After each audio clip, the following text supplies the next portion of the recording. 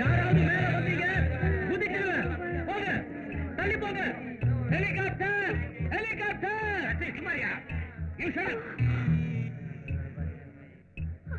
மருது, உன்னை கையெடுத்து கூப்பிடுறேன். அவசரப்பட்டு எதுவும் செஞ்சிடாத. இறங்கு. என்ன பொறுத்த வரைக்கும் எனக்கு சொந்தமா பந்தமா எதுவும் கிடையாது. ஆனா நீங்க கௌரவமான குடும்பத்துல பிறந்திருக்கீங்க. உங்க குடும்பத்து பெரியவங்க பேச்ச நீங்க மதிச்சே ஆகணும். மதிக்கலன்னா இந்த ஆண்டவரோட இங்கிருந்து குதிச்சிடுவேன். அப்புறம் உங்களுக்கு கடவுள் இருக்க மாட்டாரு. குதிச்சிடுவேன். எதுக்காக நீ இத்தனை நாள் கஷ்டப்பட்டியோ அது கண்டிப்பா நிறைவேறும். இறங்கு மருது, என் பேச்சுக்களை இறங்கு. உன்னை கையெடுத்து கும்பிடுறேன். பெரியவங்க வார்த்தைக்கு நம்ம மரியாதை கொடுத்தாகணும். நம்ம இஷ்டத்துக்காக நம்ம பெரியவங்க மனசை நோகடிக்க கூடாது. இங்க இருக்கிறவங்க எல்லாம் என் பேச்ச கேட்டு ஒத்துக்கிட்டாதான் நான் கீழே இறங்கி வருவேன். இல்லன்னா இங்க இருந்து குதிச்சிடுவேன். குதிச்சிடுவேன்.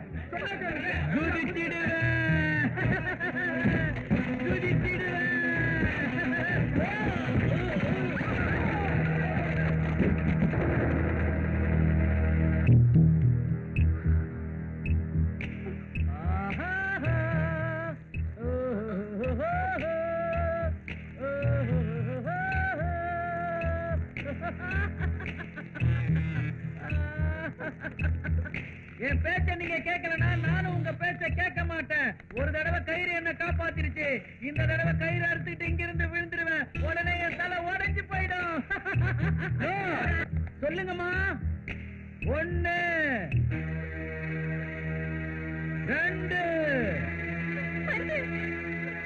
நீ சொன்ன மாதிரி கமல்நாத மாமாவே கல்யாணம் பண்ணிக்கிறேன். தயவு செஞ்சு கீழே இறங்கு. இறங்கு. அதான் நான் உங்ககிட்ட எதிர்பார்த்தது. அதான் இப்போ நானும் என் ஆண்டவரும் கட்டக்கட்டான்னு இறங்கி வர போறோம். தட்டுங்க, கை தட்டுங்க.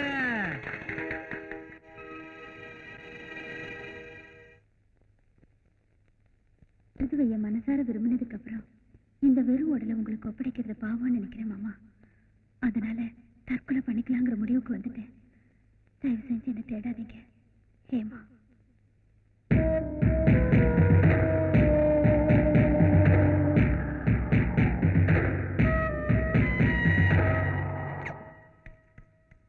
வருது வருது. வாச்சினா நடக்க கூடாதெல்லாம் நடந்து போச்சு. என்ன நடந்தது? கமலநாதனுக்கும் ஹேமாவுக்கும் கல்யாணம் பண்றதுக்காக இன்னைக்கு ராத்திரில முகூர்த்தம் வச்சிருந்தாங்க. ஆனா அதுக்கு முன்னால இத பாரு. என்ன இது? ஹேமா இந்த லெட்டர் எழுதி கொடுத்துட்டு இங்க ஓடி போயிட்டா.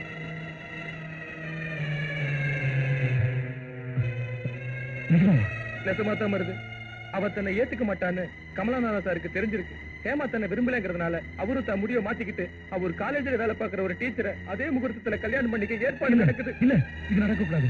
கமலநாதன் சார் ஹேமாமாவை தான் கல்யாணம் பண்ணிக்கணும். நீ என்ன சொல்ற மருது? ஹேமா இந்நேரம் அவசரப்பட்டு ஏதாவது ஆத்திரம். சின்னமாவுக்கு அரியணை சேர்த்துட்டு அந்த கடவுளுக்கு கூட மனசு விடாது. அவங்கள எந்த ஆபத்து நெருங்காது. நீ போய் சின்னம்மா எங்க இருக்காங்கன்னு தேடு. நான் இங்கிருந்து எப்படியாவது வெளியில வந்து கமலநாதன் சார் கையை காலை பிடிச்சி அவங்க 2 பேரும் கல்யாணம் பண்ணி வைக்கிறேன். நீ போ.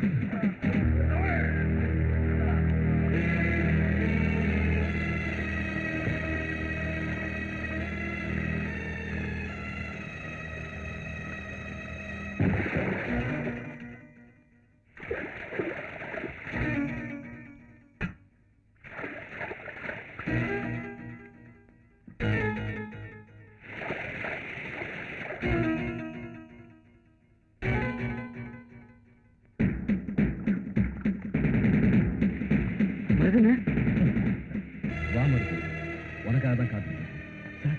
கமலநாதன் சார், சின்னம்மா எங்க? சொல்லுங்க, என்ன பாக்குறீங்க சொல்லுங்க.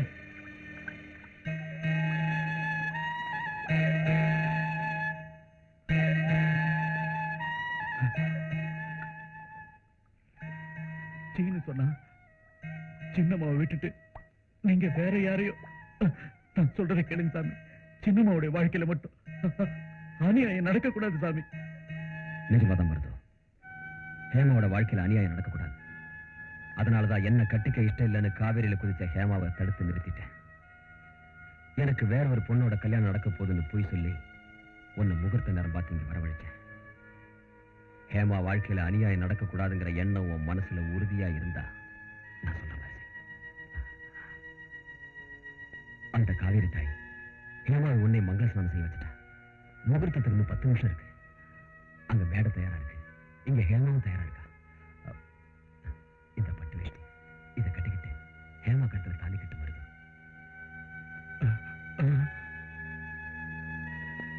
அப்பா மருது, சொந்தக்காரங்கெல்லாம் உதவி செய்யாம ஒதுங்கி இருந்த நேரத்துல எந்த சம்பந்தமும் இல்லாத நீ ஆபத் பாந்தவனா எங்க குடும்பத்துக்கு உதவியா ஹேமாவுக்கு ஆதரவா இருந்திருக்க.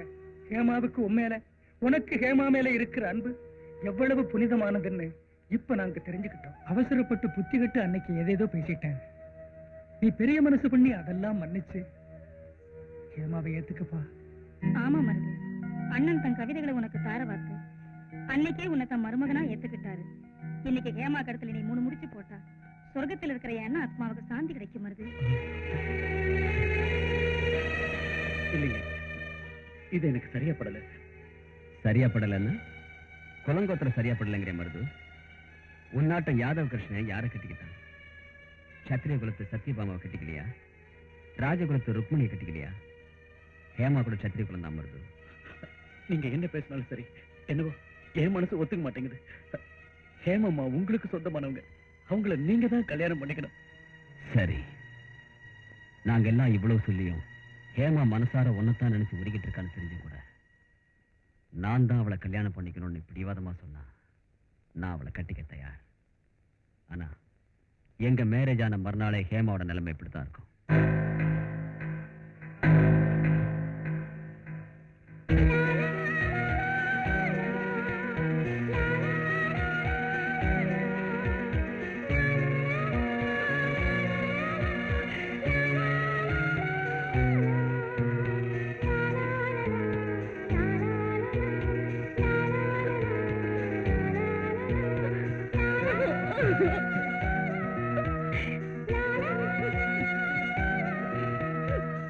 இவ உனக்காகவே பிறந்திருக்கா.